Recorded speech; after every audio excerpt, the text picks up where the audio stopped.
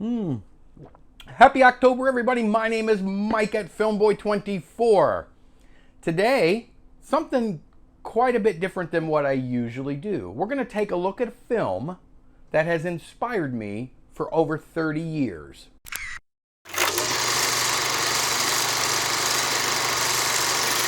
Now, when I say take a look at a film, that's something that you really can't say too much anymore these days because most films are filmed on video. This is not the case. See, I'm a film sponge. I just love film. I like being surrounded by it. I like the organic and the real life nature of it. I just love film, always have. So, back in 1988/89, I picked up a magazine, and I don't remember what it was because that's over 30 years ago, and I saw a little tiny article, and I showed it to my film buddy back then, and we were both a little bit awe-inspired by it. It was an article about a little film crew in Charlotte, North Carolina that were shooting and or may have already shot, I don't remember, a horror film on Super 8 movie film. Now, if you've watched my channel for any length of time at all, you know that I love Super 8. I love Super 8, 8mm, and 16mm. Super 8 has always been my go-to because that's what I kind of grew up with. That's what I used to shoot in the 80s and 90s. So when I saw that article, I was so excited. I told my buddy, I said, we gotta figure, we were trying to shoot a film back then in the late 80s, early 90s. And we were trying to do it on the Bolio 1008, and we had all these big ideas, and we had a script, and oh, yeah, just it came down to money, and we were a couple of just young, early 20-somethings that didn't ever amount to any amount of money, so it never happened. But you can imagine my excitement when I saw that it did happen for somebody. So I kind of locked it in that this is something I need to follow. It kind of fell away a little bit, but a couple years later I decided to, no, not email because you weren't emailing back then, send a snail mail to the director. And that's exactly what I did. And in April of 1991, I got a response. I don't know what my letter said, and it's very likely that neither does he at this point. But I got a letter back, and it's kind of like keeping your first dollar when you open a business. For me, that's the reason I kept this, is because it was so inspiring to me.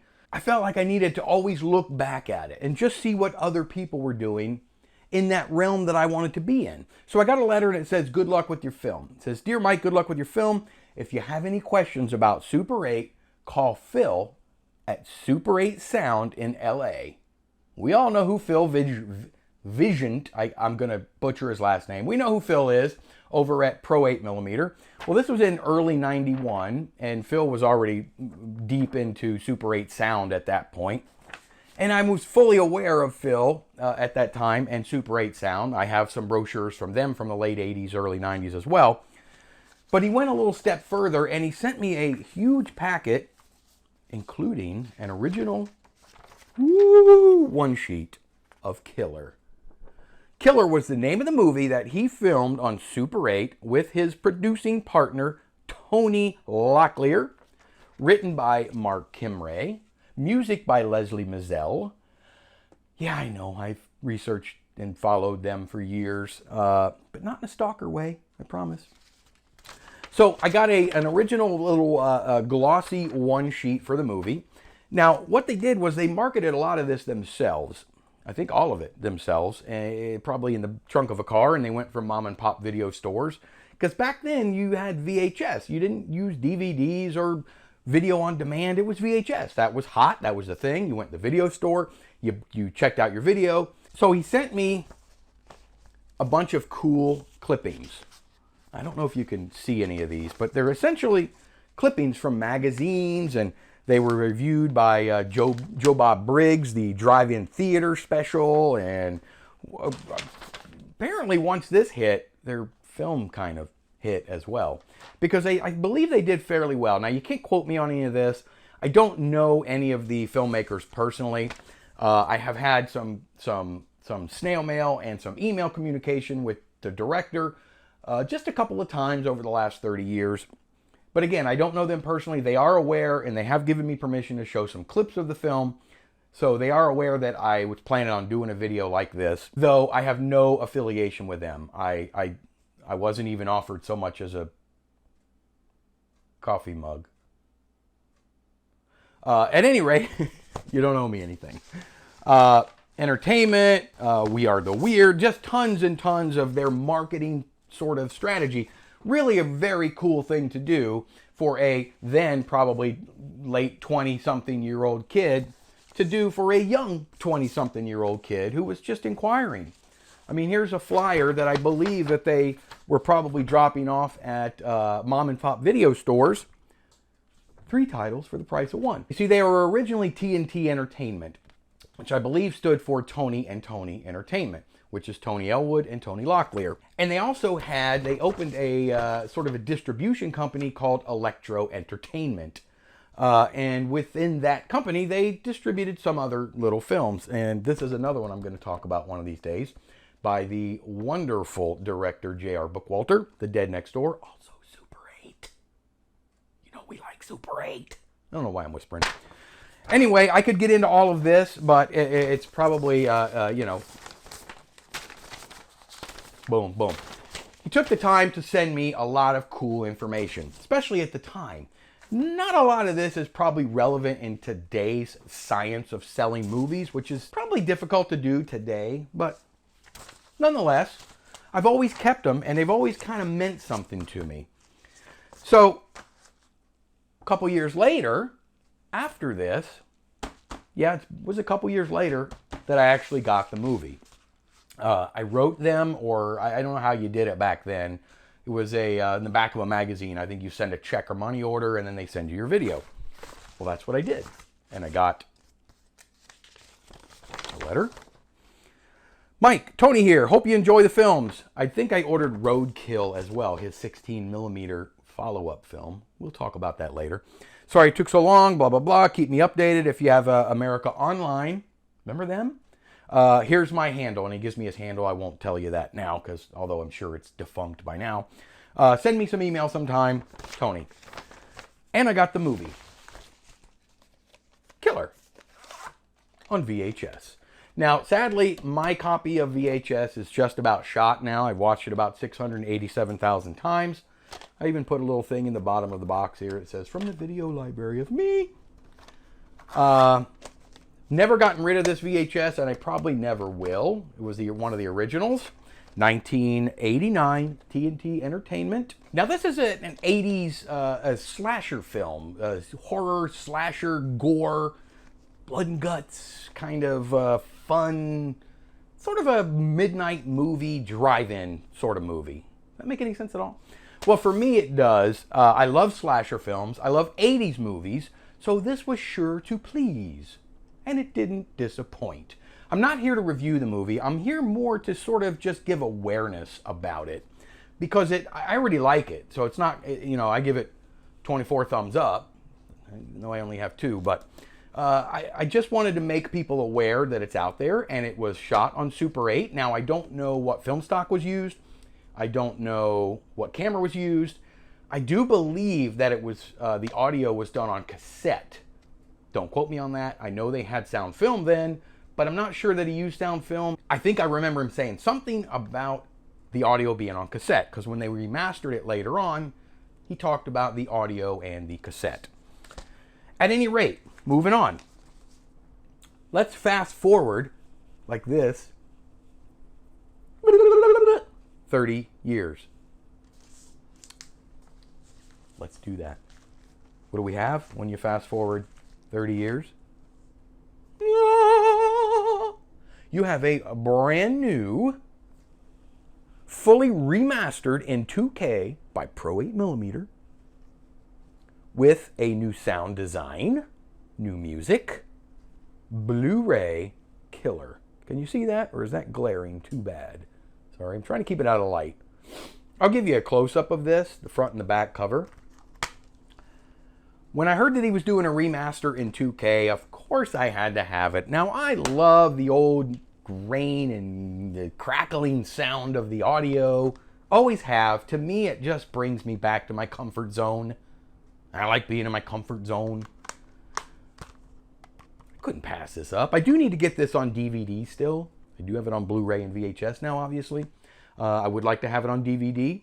Now, the company has since changed. This is not TNT Entertainment anymore. It's the same people, but it is now,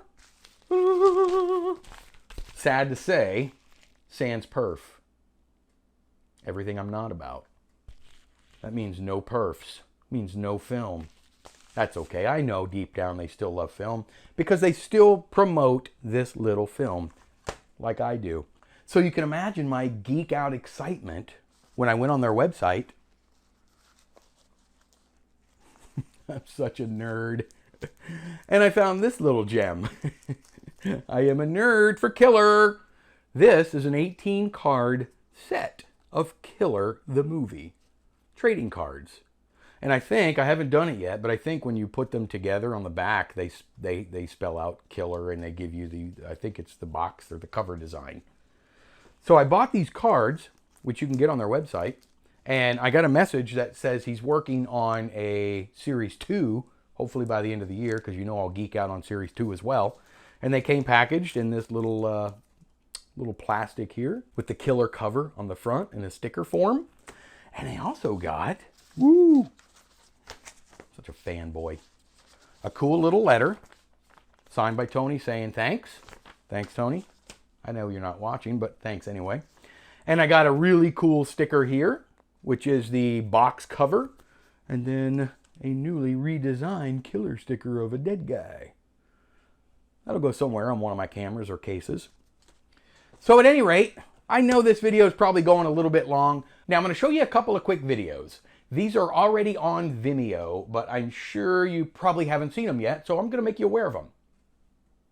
This first one is their re-release when they did the 2K release, a funny little teaser trailer. Let me show you.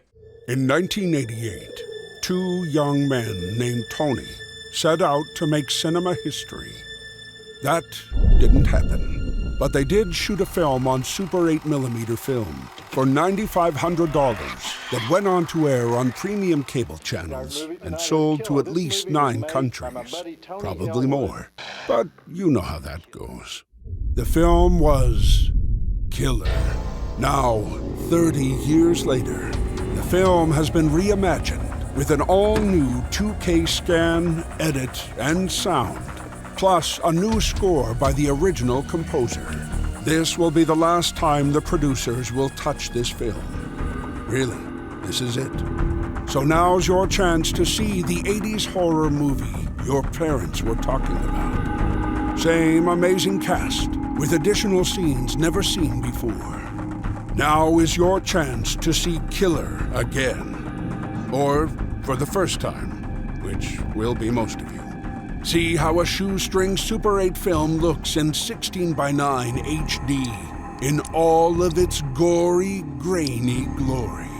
Killer. Coming soon to Blu-ray, DVD, and digital download.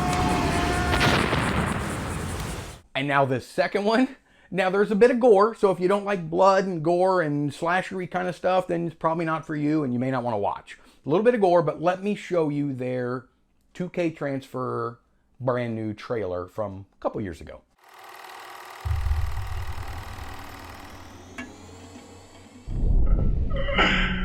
Those doctors at the institution I was in,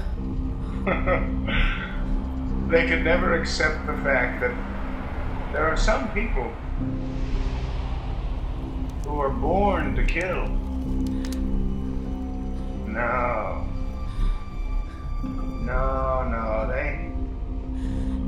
they had to examine me. They had to examine me. You know what they did? Those doctors. They drilled holes in my head. They drilled holes in my head and took out chunks of my brain, trying to figure out why I did the things I did. what made me what I am. That was their mistake. Because out of those holes that they drilled in my head, my soul seeped out of my body. And it never came back. And without a soul, I can never go to heaven. But I can never go to hell either. And that's why I can go on killing forever. Because I'll never, ever die.